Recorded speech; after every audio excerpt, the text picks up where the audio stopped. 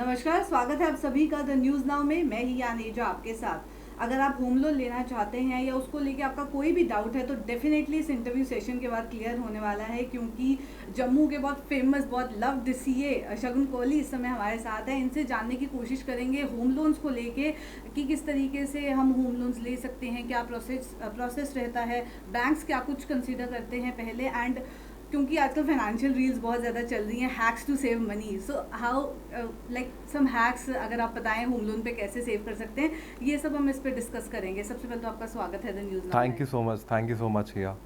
मैं चाहूँगी सबसे पहले आप थोड़ा सा क्लियर करें, हमारे व्यूअर्स को बताएं कि होम लोन को लेके क्या प्रोसेस रहता है, कैसे आप बैंक को अप्रोच करें, बैंक क्या कुछ चेक करता है, राइट इसके राइट बारे में राइट बताएं। राइट देखिए, बैंक आपको ऐसे ही लोन तो देगा नहीं। एग्जैक्टली। तो they will check your background, they will check your creditworthiness कि आपको लोन दिया जाए तो कितना लोन दिया जाए, क्या पैरामीटर्स रहेंगे, आपका पीछे बैकग्राउंड कैसा है, आपने क्रेडिट स्कोर कैसा है, सिबिल स्कोर जिसको कहते हैं। अब वो दैट डिपेंड्स अपॉन कि आपने कितने लोन्स पहले लिए हैं, कितने क्रेडिट कार्ड्स आप यूज़ कर रहे हैं। तो सबसे पहले दे चेक योर सिबिल स्कोर। अगर आपका सिबिल स्कोर अवेलेबल है तो बहुत बढ़िया। अगर इट इज़ नॉट अवेलेबल तो they go for your ITR returns, they go for your salary slips, they go for, if it's a business house then they go for your balance sheets, your income tax returns, and they जज कि आपकी income कितनी है। उसके अलावा वो देखते हैं कि आपकी कोई और लाइबिलिटी तो नहीं है। जैसे for example you have taken a car loan, तो क्या उसकी कितनी EMI जा रही हैं, how regular are you in that. तो वो सब प्रोसेस को डाल डूल के वो देखते हैं कि आपकी क्या, आप कितना लोन ले सकते हैं। तो जैसे for example somebody has a income of 50,000 rupees तो मंथली, तो हम सोचते हैं कि उनको 30 लाख रुपए तक का लोन मिल जाएगा फॉर एग्जांपल। जी। तो ये सब पैरामीटर्स हैं। और उसके बाद जो प्रॉपर्टी आप लेने वाले हैं या जिस प्रॉपर्टी पे आप हाउस बिल्ड करने वाले हैं, तो क्या उसकी वैल्यू उतनी है कि they can secure then loan. तो अगर वो आपको पैसा दे रहे हैं तो वो सिक्योर होना चाहिए ना, जी। बैंक ऐसे ही तो लोन देगा नहीं। तो वो सिक्योर करने के लिए देखते हैं कि उस प्रॉपर्टी की उतनी वैल्यू है भी कि नहीं। So that's how it is checked. Primarily यही चीज़ें हैं।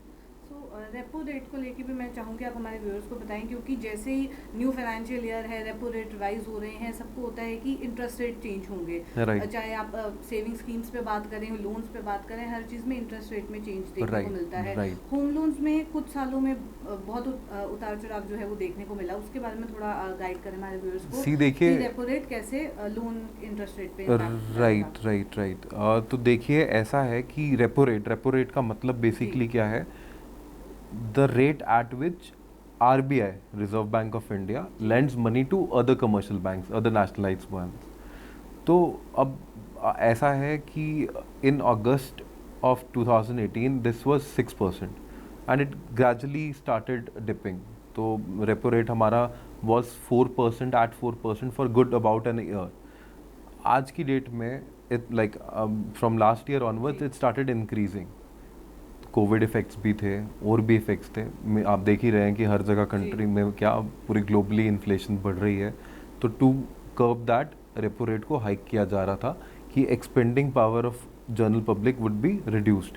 तो उसको देखते देखते ऐसा हो गया कि आप सोच सकते हैं कि जिसका जो कोई लोन बैंक जो था, मतलब there are two things, one is repo rate and one is bank lending rate. तो जो बैंक लेंडिंग रेट था, अगर सपोजिंगली आप RBI कमर्शियल बैंक को 6% पे दे रहा है रेपो रेट, तो उसके आगे बैंक का अपना मार्जिन जोड़ के रेट अलग होगा, उसको हम कहेंगे बैंक लेंडिंग रेट। तो बैंक लेंडिंग रेट जो सपोजिंगली आज से 2 साल पहले 7% था फॉर हाउस लोन्स, आज की डेट में is close to 9%, minimum, bare minimum 8.5% मेरे ख्याल से SBI का है। तो that is bare minimum right now. तो वो चेंजेस जो आए हैं उससे कुछ शिफ्ट्स आए हैं। मतलब आप सोच सकते हैं कि जैसे मैंने आपको एग्जांपल दी कि अगर कोई आदमी है जिसकी 50,000 रुपीज़ मंथली इनकम है और उसको 30 लाख रुपीज़ की एलिजिबिलिटी है लोन के लिए, आज की डेट में उसकी लोन एलिजिबिलिटी शायद से 24-25 लाख रुपए या 20-22 लाख रुपए रह जाएगी, बिकॉज आपका इंटरेस्ट रेट बढ़ गया।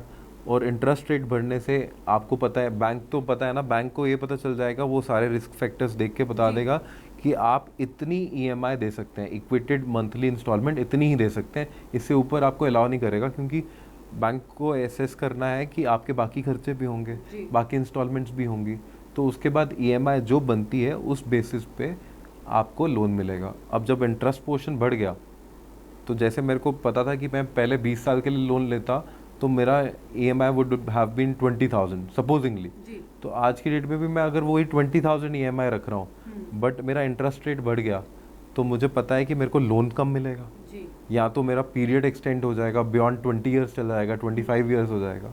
तो दोज आर द पैरामीटर्स जिस वजह से रेपो रेट की वजह से हमारा जो लोन अमाउंट है या वो कम हो गया, या तो हमारा पीरियड जो है that has extended.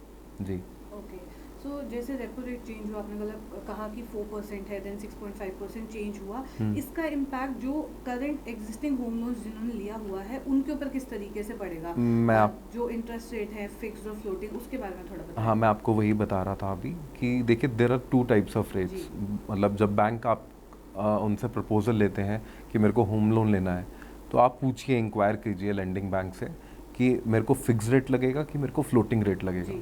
Fix rate is जहाँ पे मेरी परसेंटेज जो मेरा इंटरेस्ट रेट है that is going to be fixed till the tenure of the loan, कि अगर मैंने 7% पे लिया था तो वो इनिशियल से लेके एंड तक 7% ही लगेगा, चाहे रेपो रेट चेंज हो रहा है, कुछ हो रहा है, it does not matter. Floating में क्या होगा कि जैसे फॉर एग्जांपल मेरा रेट आज है 7%, कल को ऊपर चला जाएगा तो दैट विल इंक्रीज टू से 10%, 11%, नीचे चले जाएगा तो दैट विल गो टू 6%। तो these changes are going to be in the case of floating. तो जैसे हमने फिक्स्ड और फ्लोटिंग की बात कर रहे हैं, तो अगर कोई पुराना लोन चल रहा था तो फिक्स्ड वालों को तो कोई फ़र्क नहीं पड़ेगा, फ्लोटिंग वालों को फ़र्क पड़ेगा। फ्लोटिंग वालों का क्या होगा कि EMI तो फिक्स्ड होती है, जो आपके उस टाइम पे एग्रीमेंट्स बनते हैं उसमें लिखा होता है कि this is the EMI which you are going to pay till the completion of this, till the time you pay up this loan. EMI पे चेंज नहीं होगा, EMI पे चेंज नहीं होगा, टेन्योर एक्सटेंड हो जाएगा, टेन्योर एक्सटेंड हो जाएगा। तो जैसे फॉर एग्जांपल आपने 20 ईयर्स का लोन लिया था तो that might go for 21 years, 22 years, yes, that is the case. So एक और चीज़ मैं जानना चाहूँगी, आप कैसे कंसीडर करें कि okay this is the right time to go for home loan? कैसे, या ये मार्केट एनालिसिस करना पड़ेगा या पर्सनल बेसिस पे डिपेंड होता है? ये पर्सनल बेसिस पे होता है, इंडिविजुअल टू इंडिविजुअल वैरी करेगा। जैसे फॉर एग्जांपल आपकी अपनी इंडिविजुअल में आपके फाइनेंशियल कैपेसिटी आज की डेट में क्या है। देखिए everybody if they are not saving, start saving. Short term savings होनी चाहिए आपकी, लॉन्ग टर्म सेविंग्स होनी चाहिए आपकी। तो उसके अकॉर्डिंगली आपको पता चल जाएगा कि हाँ भाई मैं अपनी शॉर्ट टर्म सेविंग्स या शॉर्ट टर्म एक्सपेंडिचर को भी मीट कर पा रहा हूँ, लॉन्ग टर्म एक्सपेंसेस को भी मीट कर पा रहा हूँ। तो अकॉर्डिंगली मुझे पता है कि मैं इतना EMI बेयर कर सकता हूँ। और मुझे पता है कि अगर मैं 50% डाउन पेमेंट कर सकता हूँ तो I will go for a loan. मतलब this is my personal opinion. मैं ऐसा नहीं करूँगा कि मैं 10% दे के 90%, मतलब आज की डेट में तो you need to at least have 20% down payment, उसके बाद ही आप कम कर सकते हैं। बट स्टिल ये this is like a personal opinion, purely personal, that आपके पास एक बैकअप होना चाहिए। आप लोन उस हिसाब से लीजिए। आप ऐसे नहीं कर सकते कि आप किसी और फाइनेंशियल स्ट्रेस पे, जैसे आपने गाड़ी का लोन ले लिया है, आपने ह्यूज लोन ले लिया हुआ है और आप उसकी इंस्टॉलमेंट्स भर रहे हैं और साथ में एक और इंस्टॉलमेंट्स ले लीजिए और आपको पता लगता है कि यार मेरे जो मंथली एक्सपेंसेस है मैं वो ही नहीं बेयर कर पा रहा, तो that is wrong. And right time to buy is not on the basis of कि इंटरेस्ट रेट ऊपर है या नीचे है। इट इज़ मेजरली अबाउट कि आपको राइट प्रॉपर्टी मिल रही है, राइट प्राइस पे मिल रही है, तो then you can go for. अच्छा मेरे को ज़रूरत है, मेरा एक घर है और मैं एक और घर बनाना शुरू कर दूँ, डज नॉट मैटर ना, इट इज़ इररिलेवेंट। तो अगर मुझे ज़रूरत है, मेरे को सही प्रॉपर्टी मिल रही है, सही प्राइस पे मिल रही है, then I should go for a home loan. Okay, तो आखिर में जानना चाहूँगी कि आप पैसे कैसे बचा सकते हैं होम लोन पे? सम हैक्स अगर आप हमारे व्यूअर्स के साथ शेयर करें। देखिए there are 3-4 sections which are in place for tax saving. एक है section 24B to be precise.